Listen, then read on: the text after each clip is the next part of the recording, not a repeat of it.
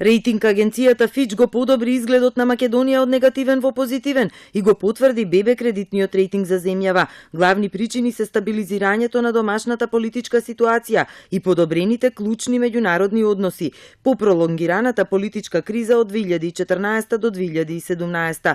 Коалиционата влада, предводена од социјалдемократите заедно со партијата ДУИ на етничките албанци, постигнува напредок во планот за реформи 369, кој има за цел да ги помести политиките кон пристапување во ЕУ и НАТО и да ја унапреди независноста и транспарентноста на јавните институции.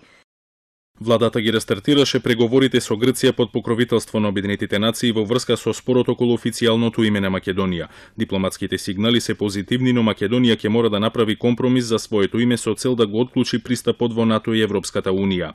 Македонија се надева дека во следните месеци ќе добие позитивна препорака од Европската комисија до Советот на Европската Унија за датум за отварање на преговорите.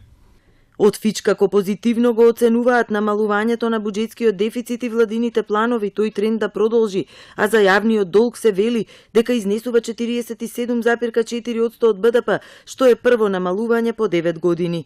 Извештајот на Фич на својот Facebook профил го објави и министерот за финансии Тевдовски, вели тоа е најдобра потврда за реформите и кредибилноста на фискалната политика. Експертите пак со став ова е само предзнак дека ако се продолжи со позитивната политичка клима и умереното управување со јавните финансии ќе има прогрес. Малку е направено во делот на владење на правото, вели Битичи. Уште немаме видено ни еден закон кој би ги отстранил административните пречки во стопанството, иако поминаа 7 месеци. Затоа и не очекува зголемена заинтересираност на инвеститорите. Домашните компании продолжуваат да се соочуваат со проблемот на ликвидност, со проблемот на несигурност во нивното работење, особено од аспект што оваа влада покажа знаци на неможност да се справи со големи прашања како што се даночната политика или другите промени на закони кои што директно можат да влијаат во работењето на стопанствениците.